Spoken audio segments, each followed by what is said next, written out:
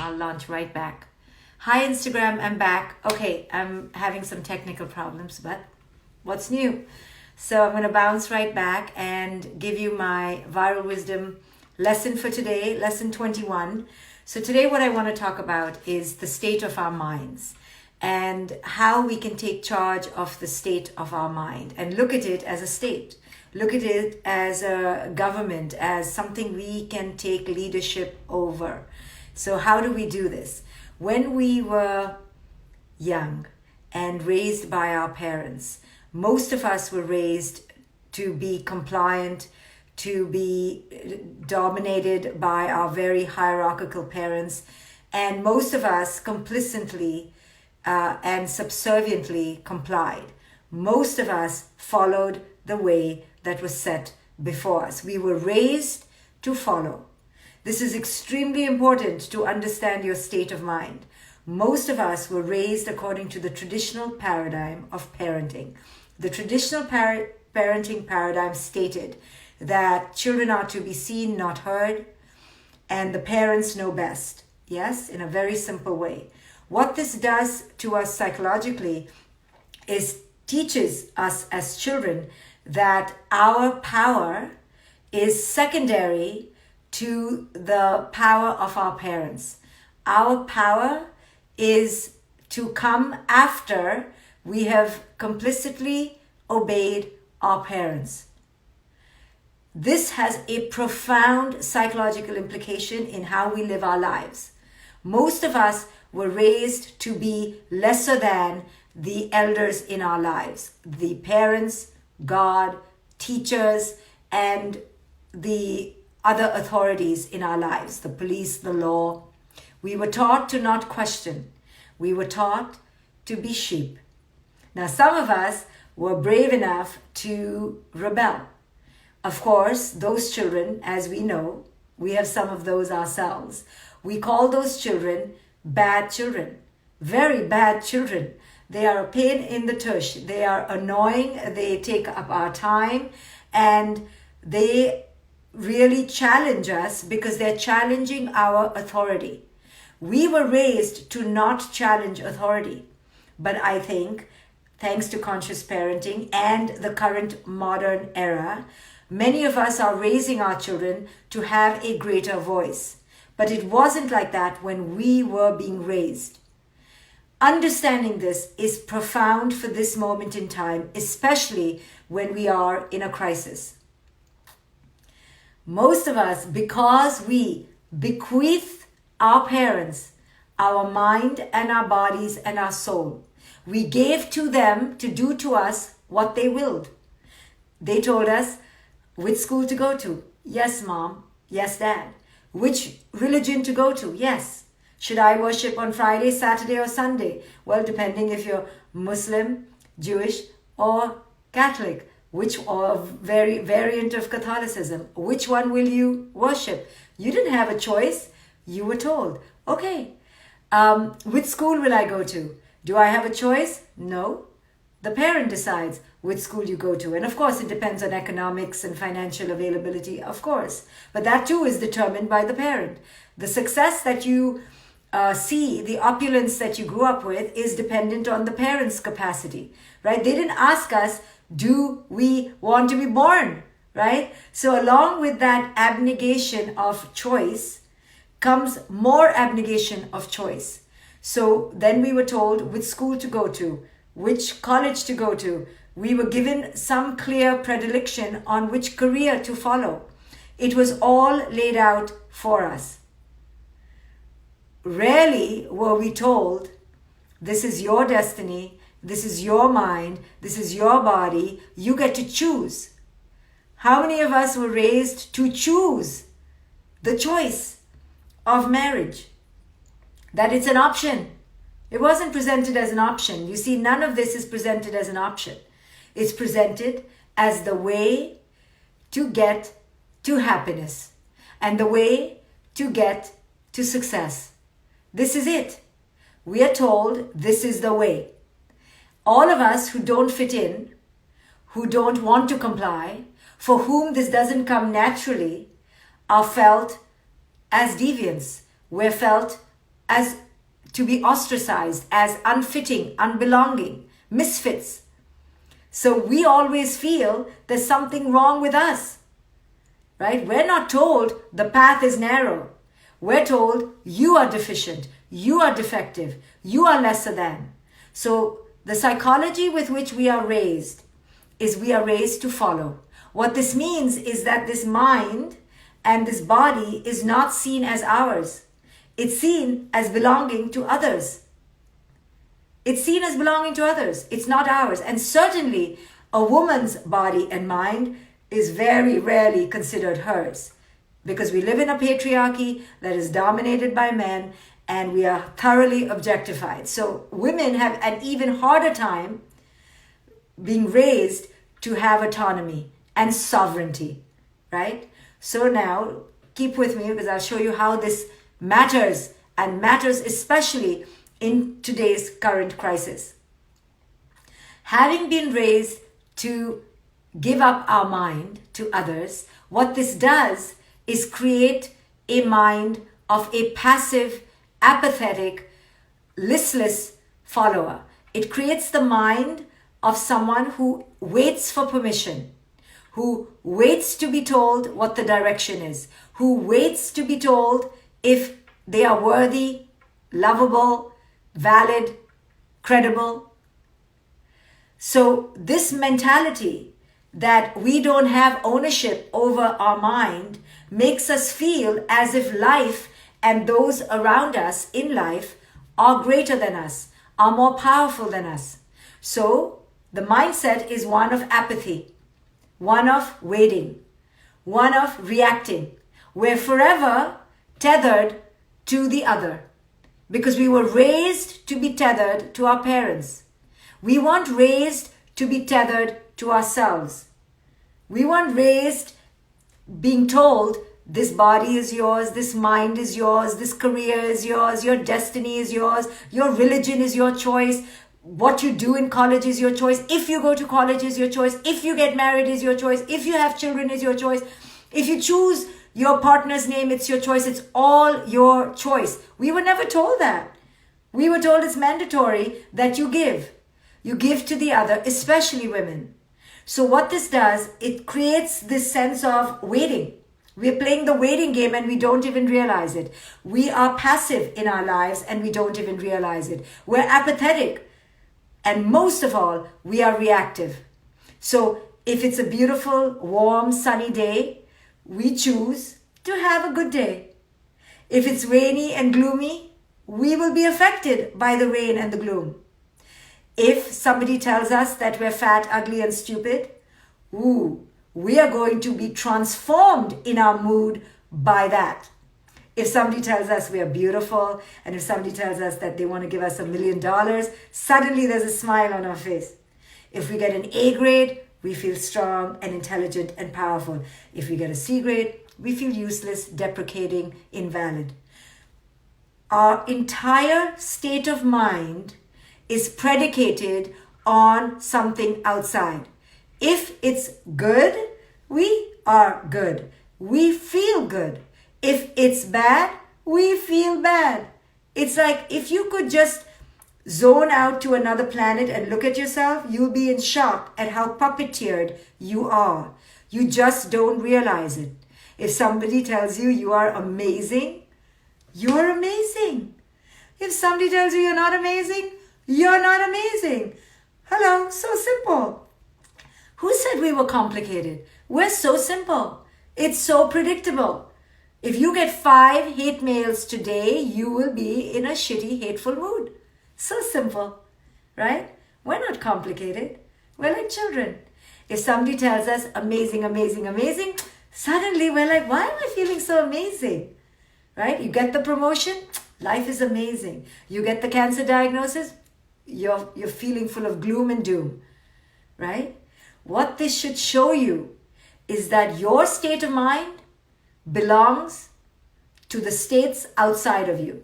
Whatever the state is outside affects your state of mind. You're not in charge of your state of mind. It comes from your childhood, but it continues by you. And when I begin to notice in my life how bloody tethered I am to this email, to this word, to this ranking, to this like. We're like teenagers. You know, we all bemoan these teenagers. We say, oh, these latest millennials, my goodness, look at them. They're so thirsty for likes, and they're so hungry for validation. We always put them down. We are the same. In fact, they learn from us. In fact, we are the ones who created the Instagram culture, and we created the social media culture.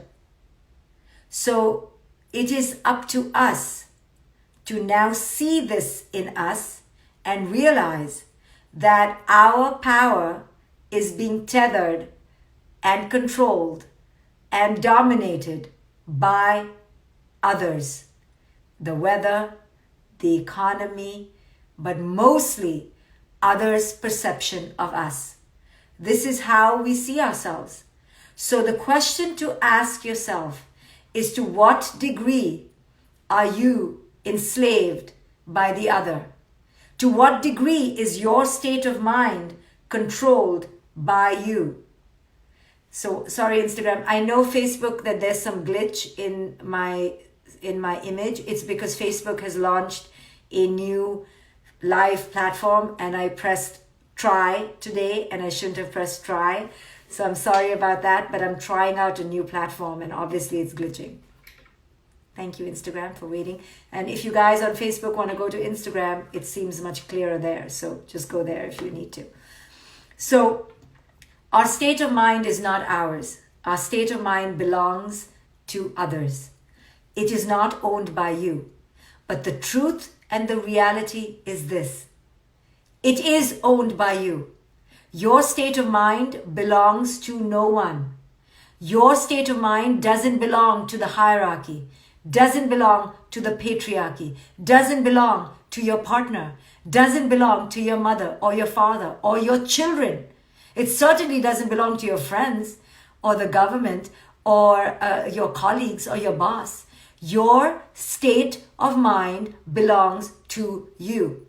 But taking charge of your government, of your inner government, of your leadership, of your power is whose responsibility? Whose choice? Who's going to give you permission? No one, because everyone likes everyone to depend on everyone else. An empowered person, an awakened human being, especially a woman, is a dangerous and lethal being indeed, because she has decided, or he has decided, that his autonomy, her power, no longer lies on the outside. This person feels uncontrollable because they are uncontrollable.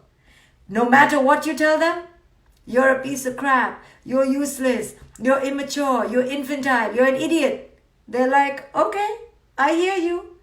And they don't get affected by you.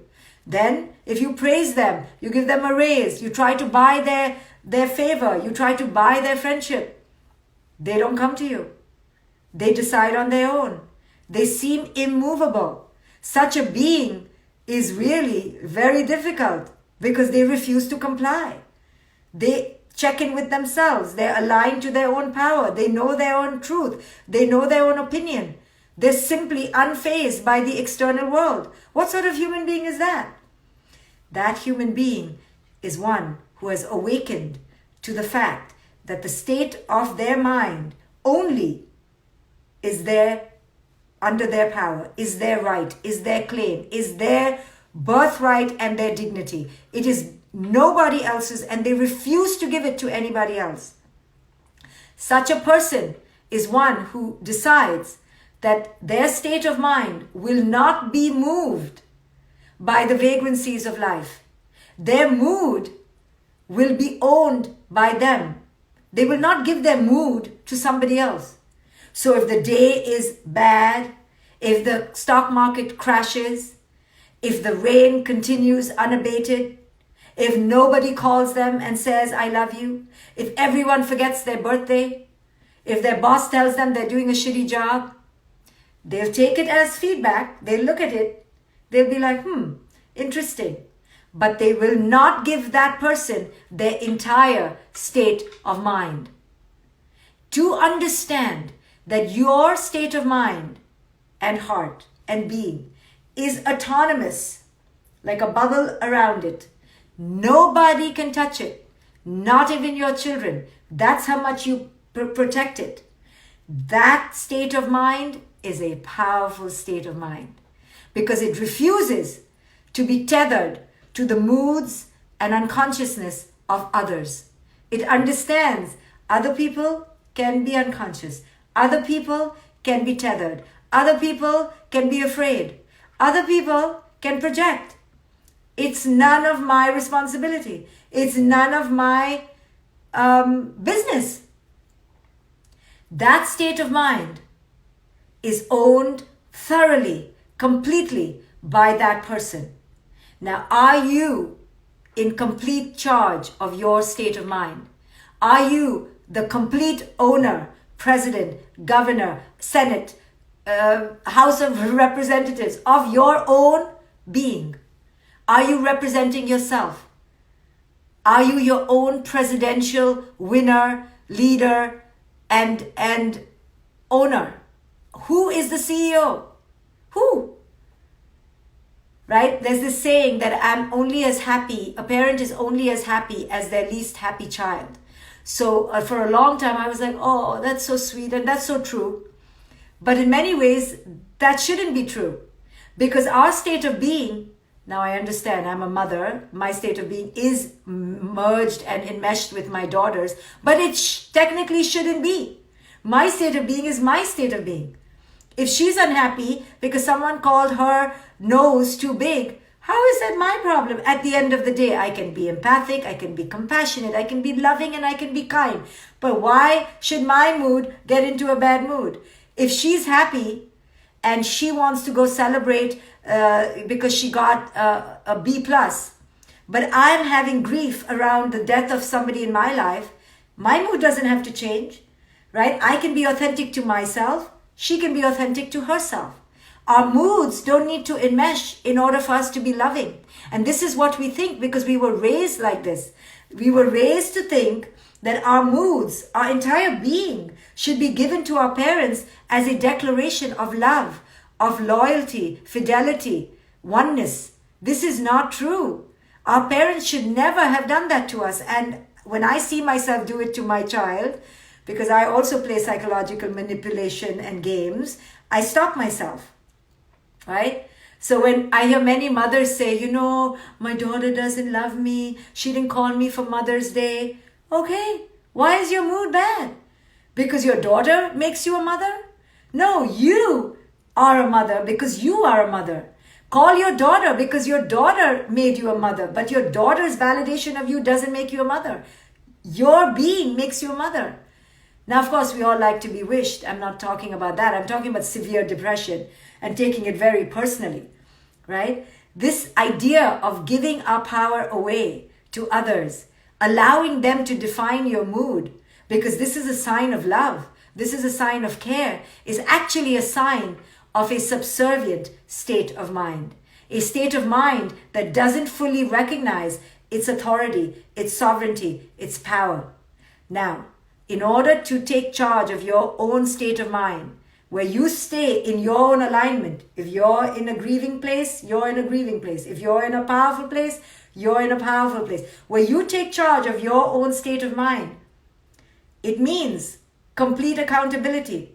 You can't blame anyone. You can't say, he was so mean to me, so I had a bad day and I was distracted all day because he messed up my head. Huh? We say it all the time.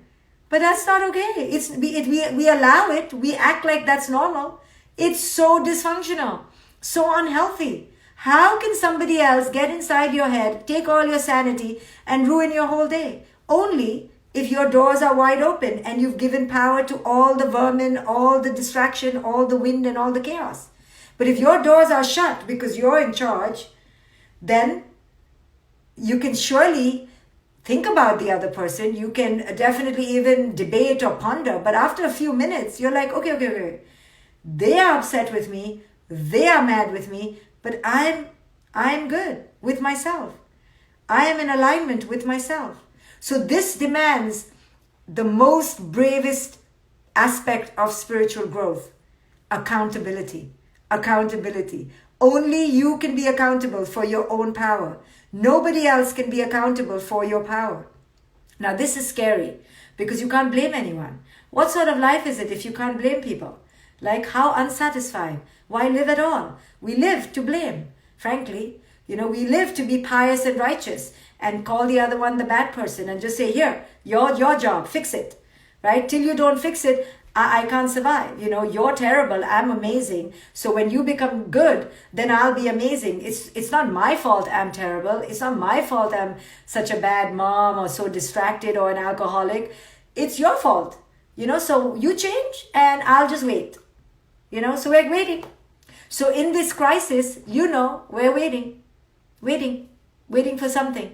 Waiting for somebody to fix it, some genius scientist to find the cure, somebody to make the law, somebody to open the economy, somebody to make it all okay, right? Just like we waited for our parents. Our parents told us what to do. We just shut up. Time to go to church, let's go to church. Time to go to synagogue, let's go. Let's go, children, let's go. So all our childhood was spent like this, waiting passively for the adults to tell us how to be, how to live, what to think, not to think, how to be happy, not to be happy, right? So we're just waiting.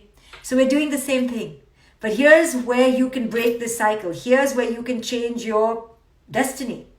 When you realize that you've been waiting all your damn life. For your whole life, this is not just the current pandemic. You've been waiting for permission. Permission to do what? To take charge of your state of mind. To fully own your state of mind. You've been waiting. You're waiting for everyone else to be amazing, rich, happy, love you. Then you'll feel worthy. Right? So you've just been waiting for this. So what do? How do we switch to understand that this is the time to disrupt this pattern? And it's time to grow up. And part of growing up is having full accountability for how it is we feel. Now, sure, there is some uncertainty with this damn virus and the current moronic governments outside of us. Sure, there's some panic because you realize there isn't a good sheriff in town. Sure, there's some panic, but the degree of the panic depends on you. The extent to which you allow your power to be relinquished depends on you. The extent to which you allow your mood to fluctuate based on the outside markets depends on you. Because only you are in charge of your state of mind, right? Even if your kid is ill, even if your kid is sick, even if your kid is disrupted, rebellious, failing, it doesn't matter. Parents don't get carte blanche because they're loving parents. Sure, a little bit extra carte blanche, but we act like we don't have any destiny anymore. We have no will. The minute you get married, that's it. Your partner's life affects you. You can't function till they function. Huh? No. This enmeshment is unhealthy. It was the enmeshment we had with our parents. It's complete codependency, complete apathy, relinquishing of power, abdicating your sovereignty. So in moments like this, where the government is telling you what to do, it's going to remind you of that same feeling of helplessness and subservience that you lived your whole childhood with. So it's very easy to fall into the same kind of apathy and the same kind of depression. The underlying low depression, listlessness, learned helplessness of just like, what can I do? All I can do, what can I do? I'm just waiting, right? And we feel powerless. But the truth is, we always had power. Our parents just didn't give it to us. And now we have power. We just can't access it because it is our habit to give up power. It's our habit to be powerless. So how do we take power back? By understanding that it's time now for us to own our own mood, for us to own our own experience. Our experience is our experience, is our experience, is our experience. Nobody can bully you into an experience. So you get to choose. If you want to be miserable through this virus, all power to you. It's your right. If you want to be pissed off with everybody, you're right. But in the same vein, just like it's your right, why don't you choose something that actually empowers you, that actually creates joy and and a sense of victory and a sense of triumph? Why not choose life versus lifelessness? Why not choose empowerment versus dearth? Why not choose the oasis rather than wander in the desert, thirsty and quenched? Why? Why not choose the right choice? And the right choice is, this life is short. All I have is the present moment. How I live the present moment will determine my next present moment. I get to decide how this life experience will be. I can enter it with curiosity, or I can enter it with apathy. I can enter it leaning in, or I can enter it withdrawn. How do I choose to enter this moment? Now this is when you take charge of your state of mind. This is when you say no more. From today, this moment on, I will not succumb to outside influences. They will not tell me how to feel. My child, and I say child because that's the hardest one. We think that if our child is in a bad mood, we are good parents, so we should be in a bad mood. We feel if our partner is in a bad mood, we are good partners if we're in a bad mood. No. From this moment on, declare to your family, declare to the universe, to the world, that I am going to take charge of my own state of mind. I'm going to take charge of my life experience. And I'm going to try to choose power. I'm going to try to choose resilience. I'm going to try to choose discovery, adventure, empowerment, sovereignty. I'm going to try to see this as the most powerful choice I can make today. So it's your choice. We live our lives like automatons and robots, zombies, foolishly tethered and puppeteered by the hands of others, even strangers. It is time to cut those strings, even if it's your father holding the puppet, even if it's your husband or your wife, cut the strings. I know it sounds like I'm saying leave, separate, be in conflict, distance, disconnection. I am not saying any of those things. All I'm saying is own yourself. Be connected to yourself. Live your own damn life. And then, when you do, you're actually in relationship with the others, adult to adult, not child to child. You take ownership and you force them to take ownership. Now, many in your life will revolt and run away because I told you, an awakened man and an awakened woman are indeed threatening and lethal. They are scary. No one likes them because they are beyond will and control of others. They do not get influenced. So many in your life will think you've become all that and ostracize you, and maybe you're scared of that. So you have to decide what is the price you're going to pay to discover your true self. Many of us decide, you know what? The price is too high. Forget it. It's too high. I need everybody to love me the way they love me, how they love me, the same way they love me all my life, which is they've loved my weak self. They've loved my dependency. They've loved my inauthenticity. I'm too scared to become authentic. I'm too scared to become powerful because then they won't love me. Because we all know that most of the people in our lives love the weak part of us. We all know that if we become too powerful, we're out. They're going to throw us out because the contract was to love the weak part of us. So all this time we're like, okay, I'll be weak. Just love me, okay? I'll be quiet. Just love me, okay? I won't say what I really think and really feel because I don't want to lose you. So I'm just going to be who you want me to be so you love me, okay? Love me, please. This is what we did as children. And we gave our state of mind away. So it comes with a price, like everything else. Like a fit body, a fit mind, anything. To have a license in anything, you have to work hard at it. You have to suffer. You have to compensate. You have to compromise. There's a arduous process of shedding. Without shedding, there is no invitation. Without letting go, there is no coming in. So there is a price to pay. And the question is, are you willing to pay that price? The price for what? for your state of mind, for the reclamation of your sovereignty, to reclaim your power, to take back your sense of who it is you are. You are not your children. You are not your parents. You are not your community. You are not your neighbor, not your teachers, not your God, not your husband, not your wife. You are sovereign. And sovereign beings can truly be in relationship with other sovereign beings. Till then, it's children in relationship with children. And by children, I don't mean children are lesser than, but the infants in us, the infantile part of us with the infantile part of others in fake contracts of inauthentic transactions.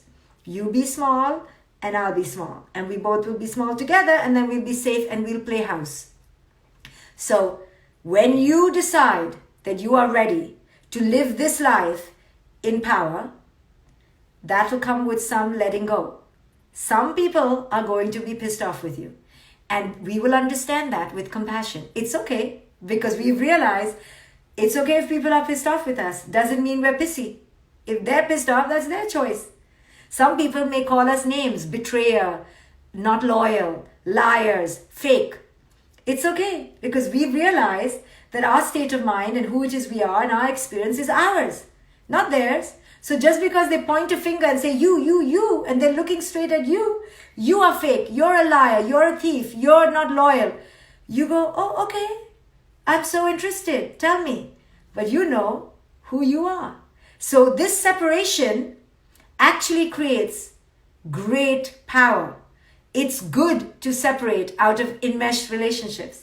It's good to take our power back, because when we take our power back, we enter authenticity. When you enter authenticity, you now begin to choose volitional relationships in your life. Relationships based on choice, not on fear, not on obligation, not on tradition, not on loyalty. Most of our relationships are based on fear, tradition, obligation, and loyalty. Few relationships are based on complete and comprehensive choice. So the choice is yours. Are you ready to own your state of mind? Are you ready to pay the price for your authenticity? It's your one life. You get to choose. Make the choice today. Start right now. Thank you, guys. I will see you here tomorrow, hopefully without technical glitches. If you want to meditate with me, come to my other page. It is facebook.com/groups/get superpowered facebook.com/groups/get superpowered. I'm going to be meditating in a few minutes there, and I teach people how to meditate every single day. Come join me. Thank you, guys. Take over your state of mind. It's yours. It's your state. Take it over. Govern it wisely, with love, and with presidential authority.